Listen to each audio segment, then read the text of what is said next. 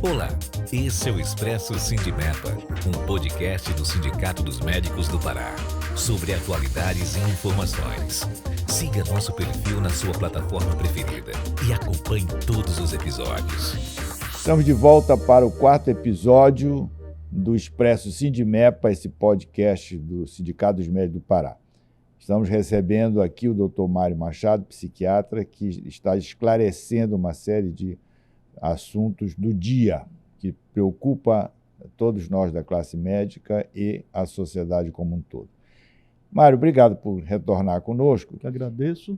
Nós estávamos no terceiro episódio e íamos começar a conversar sobre o aumento do índice de suicídios, particularmente entre os jovens, o que tem chamado muita atenção de todos nós. Eu queria que você comentasse se isto é realmente uma realidade e se é, o porquê disso. É uma realidade. Hoje o índice do suicídio aumenta. Há suicídios infantis, em adolescentes, adultos jovens e idosos.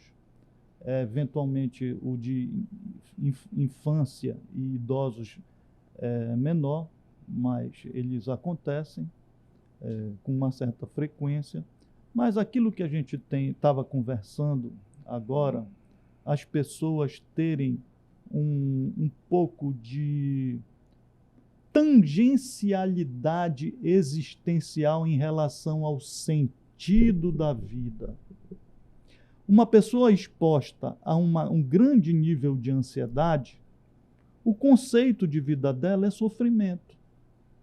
Por exemplo, uma criança, hoje a gente tem que sempre perguntar para um adulto que expressa o sofrimento psiquiátrico sobre a história de abuso na infância.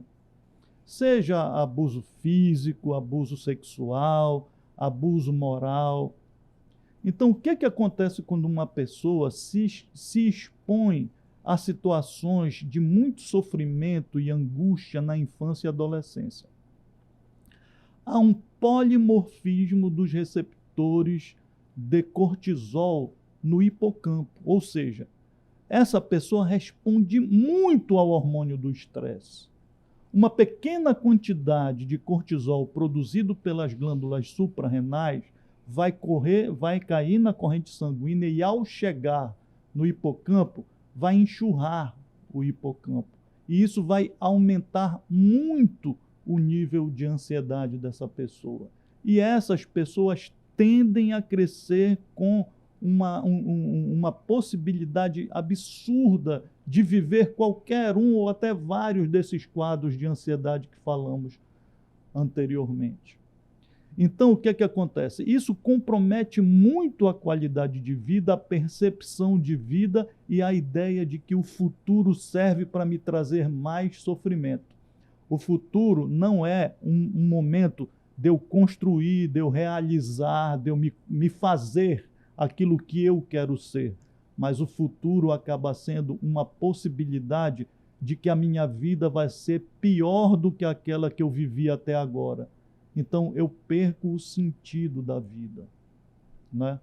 Às vezes, essas pessoas começam só se mutilando, essa mutilação vai ficando cada vez mais agressiva, ele vai se aproximando cada vez mais da ideia de suicídio, até que uma hora ele acaba se suicidando. Então, o que acontece? A ansiedade, embora ela não seja um transtorno do humor, ela se associa muito com os transtornos do humor. Com a depressão, por exemplo, que é um dos transtornos do humor. Então, a pessoa deprimida, ela não consegue olhar, a vida está tenebrosa para ela. E depressão com ansiedade, além da vida estar tenebrosa, ela está expressando uma quantidade enorme de sofrimento.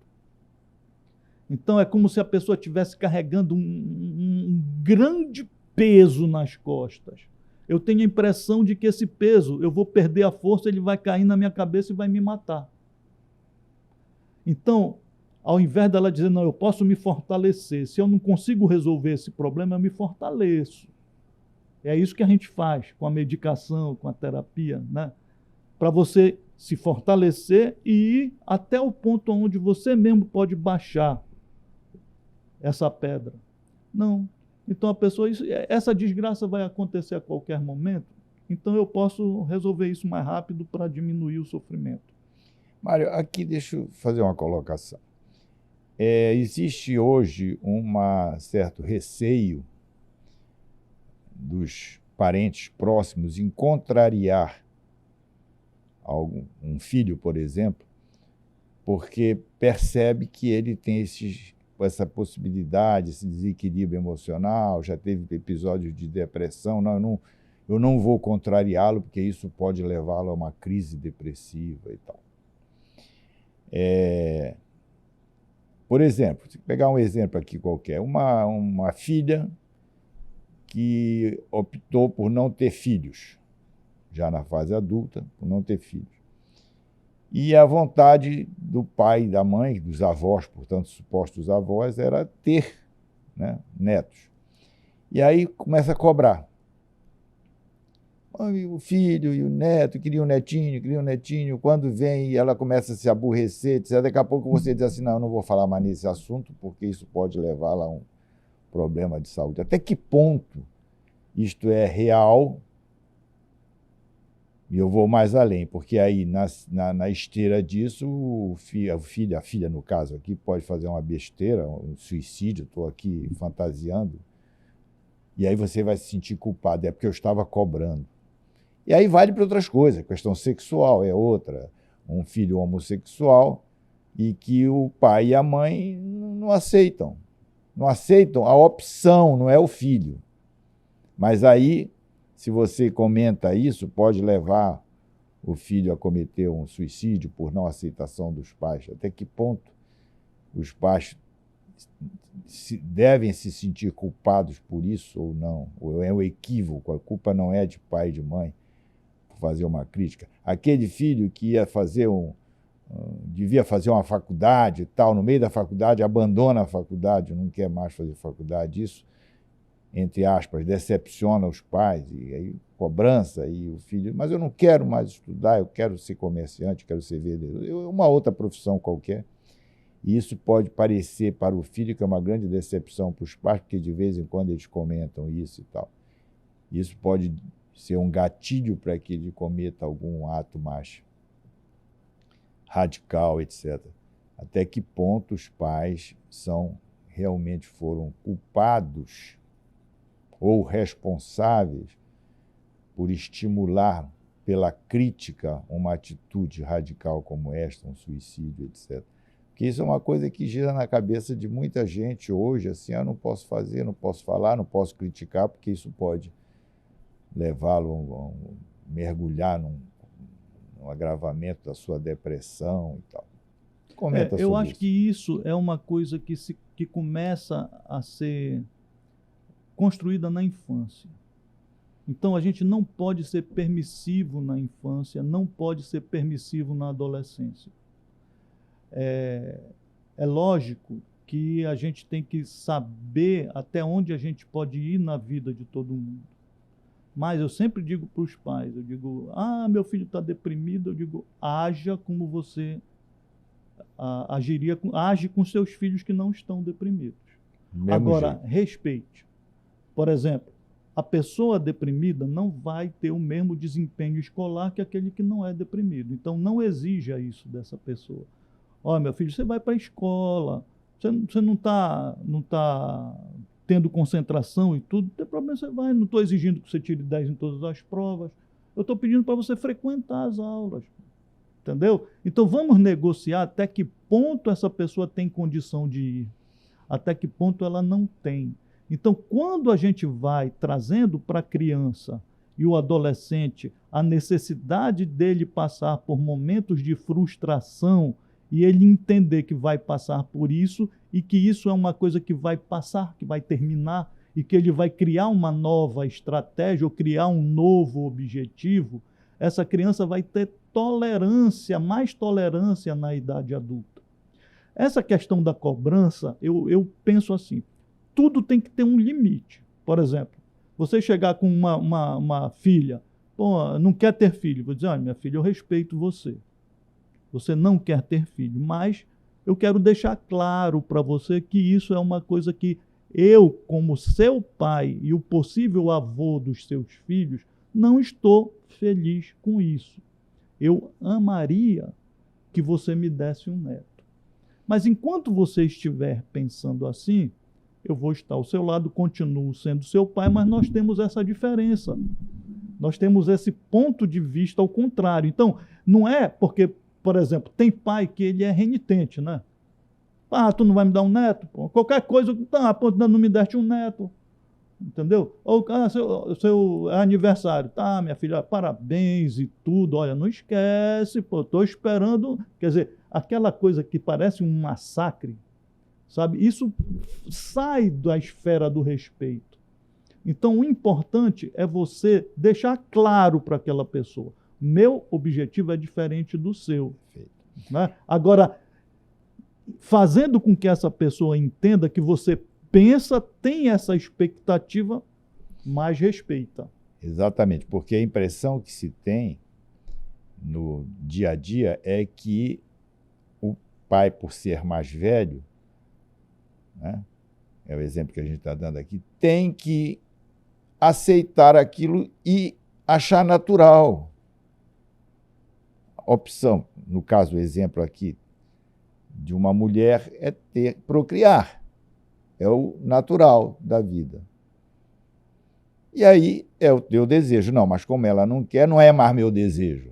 Não. É a história da homossexualidade, a mesma coisa. O natural sempre foi, e a ciência mostra isso, é ter um homem ou uma mulher.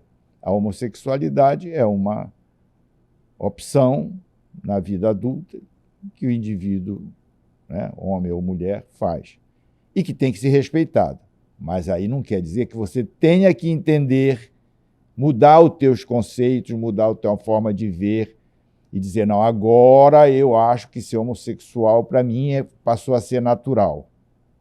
Não, aí é aquela questão. Entendeu? Quer dizer, para atender a expectativa de um, você tem que mudar os seus conceitos, o seu pensamento, a forma com que você vive, inclusive, que você escolheu para você. Né? Isso, às vezes, a gente tem a impressão que está sendo uma certa exigência da sociedade. Não, você tem que aceitar. Não, tem que respeitar, é diferente. Tem que respeitar. São coisas... e conviver. Pronto, conviver da forma harmonicamente, mais... harmonicamente, claro, respeitar a opção, conviver socialmente, etc. Agora, daí, a você ter que se impor algo com o qual, no seu íntimo, você não concorda, não é a tua opção, aí eu acho que há um conflito nisso. É uma coisa que está acontecendo nessa mudança da geração. A nossa geração, que pegou uma ideia diferente, né? Quer dizer, o curso natural da vida era esse.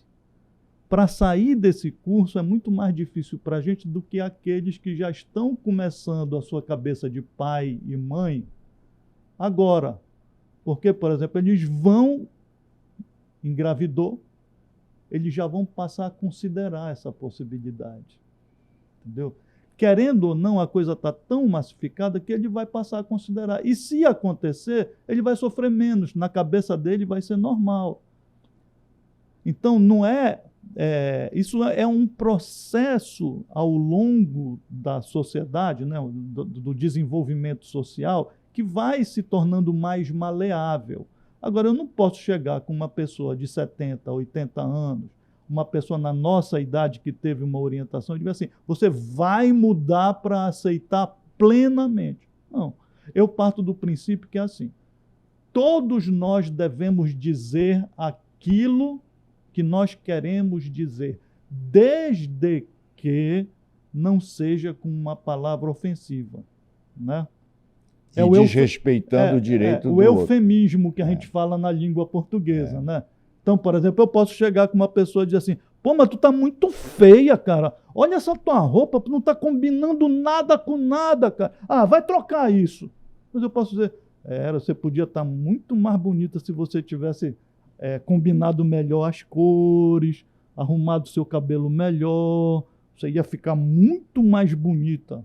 Ou seja, existe uma forma de dizer que abre o ouvido da pessoa e a outra forma de dizer que fecha o ouvido da pessoa. Então você chegar com uma pessoa, olha, eu não concordo com você, vou continuar sendo seu pai, vou continuar amando você, mas esse ponto particular da sua vida é uma dificuldade para mim.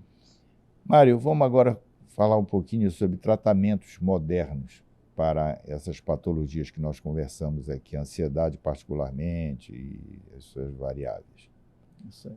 Olha, a ansiedade, o tratamento dela, tradicionalmente falando, ele precisa conter duas coisas. Uma é a medicação. A outra é a terapia, psicoterapia. Todas as abordagens psicológicas funcionam, mas ao longo dos últimos 20 anos, as pesquisas que foram feitas, principalmente as motivadas pelos seguros-saúde americano, mostram que para todos os transtornos da ansiedade, a abordagem que funciona melhor e mais rápido é a terapia cognitivo-comportamental. Já na área de medicamento, são os inibidores seletivos da recapturação de serotonina, né?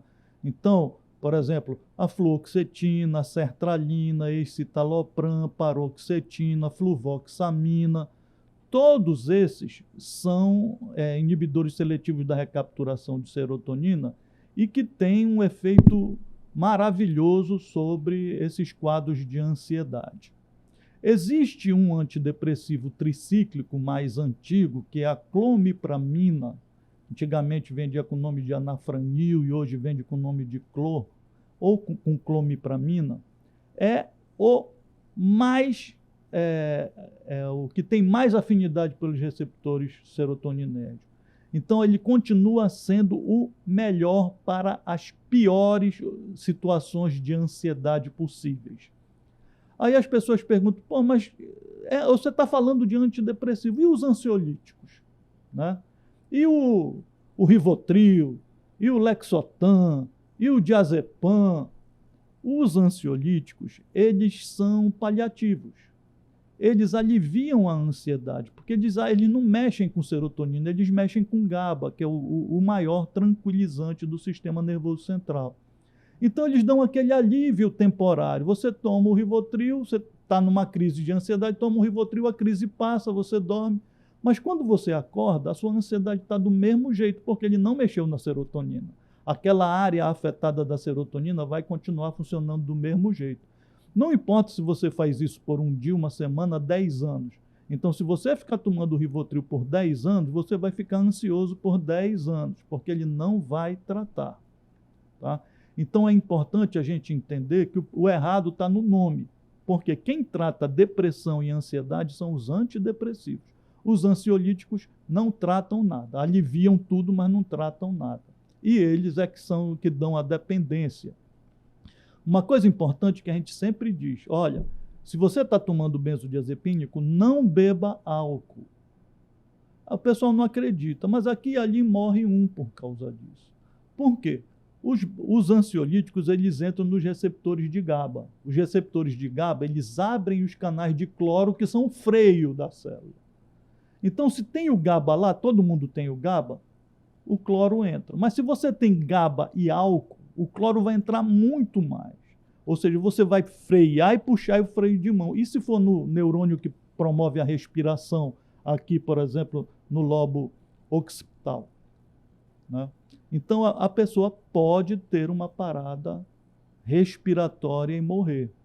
Então, é aquilo que a gente fala e as pessoas tendem a não acreditar e às vezes perguntam para a gente 1000 vezes, a gente tem que responder 1000 vezes, não pode, parece que essa pessoa não acredita e às vezes tenta.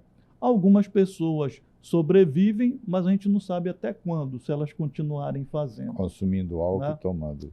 Essa questão do medicamento e da terapia é assim. A terapia sozinha funciona? Funciona. O medicamento sozinho funciona? Funciona. Agora, os dois funcionam muito melhor do que qualquer um deles sozinho. Mário, e a questão da ketamina e da eletroconvulsoterapia, que é uma terapia muito antiga e que no passado era um pouco agressiva, porque se fazia com o paciente consciente, e modernamente se faz sob efeito de anestesia, Sim. que evidentemente é muito mais confortável para o paciente. Como é que está isto atualmente? Bom, a ketamina, ela pode ser usada, mas os grandes trabalhos hoje em dia em relação à ansiedade são feitos a partir do transtorno de estresse pós-traumático. Então, o transtorno de estresse pós-traumático talvez seja um quadro da ansiedade muito difícil de tratar, como, por exemplo, o toque, mas ainda é uma coisa que a gente tem mais pergunta do que respostas. E existem evidências de que a acetamina serve para tratar o transtorno de estresse pós-traumático. A eletroconvulsoterapia é fantástica, uma coisa maravilhosa, muito longe ainda de um dia a gente poder dispensá-lo do tratamento na psiquiatria, mas ela é a melhor coisa que tem para transtornos de ansiedade e transtornos psicóticos. Não há evidências de que trate a ansiedade. Já a estimulação magnética transcraniana, então, o que acontece com a estimulação magnética transcraniana? A gente pode estimular o que está inibido, por exemplo, na depressão. O que eu vou fazer? Eu vou estimular o córtex pré-frontal dorsolateral com estímulos eletromagnéticos de mais de 10 Hz. Agora, uma pessoa muito ansiosa, eu inibo o córtex pré-frontal dorsolateral do lado direito com um impulso abaixo de 5 Hz, normalmente 1 Hz. Então, 1 Hz tranquiliza e mais de 5 Hz estimula. Quando a gente vê uma pessoa ansiosa, o hemisfério, o córtex direito, ele está muito acelerado. Então, ele está emitindo ondas beta e gama muito desordenadas. O que a gente faz? A gente faz um impulso magnético de 1 Hz no córtex pré-frontal dorsolateral. Já, por exemplo, uma doença da ansiedade, que é o toque, que tem uma implicação com os núcleos da base, aí a gente pode fazer na área motora, porque ele está diretamente ligado com os núcleos da base. Então, a gente faz impulsos inibitórios, e isso ajuda, né? Então, às vezes, a pessoa diz, mas por que eu tenho que fazer terapia? Eu gosto de fazer o seguinte, um time de futebol, ele tem 2 profissionais fundamentais. Um é o preparador físico. É aquele que faz com que o jogador tenha preparo físico para correr e encarar a partida toda. Mas tem o técnico. O técnico monta a estratégia. Então, se o cara puder correr uma maratona, mas não tiver estratégia para estar dentro de campo, uma estratégia adaptada a cada time adversário, não adianta só o cara ter o preparo físico. Então, o que acontece? A medicação te dá o preparo físico, mas não te dá a estratégia. Então, o que acontece? Vamos supor, você está há 10 anos vivendo uma doença da ansiedade, ou seja, você está há 10 anos aprendendo a viver com ansiedade, a jogar a ansiedade. Agora eu quero mudar o jogo. Eu quero viver sem ansiedade. Aí o que a psicoterapia vai fazer? Ela vai ser o técnico que te dá a estratégia para você converter a vida com ansiedade para uma vida sem ansiedade. Então é por isso que as duas coisas, trabalhando juntas, funcionam melhor. A estimulação magnética transcraniana cada vez mais tem mostrado eficácia nos quadros de ansiedade. Eu mesmo estou tentando fazer um estudo sobre a que ponto, qual o protocolo de estimulação magnética que pode vir a ajudar pessoas com automutilação, né? Tirar essa impulsividade autoagressiva, né? Então a gente está tentando fazer esse estudo.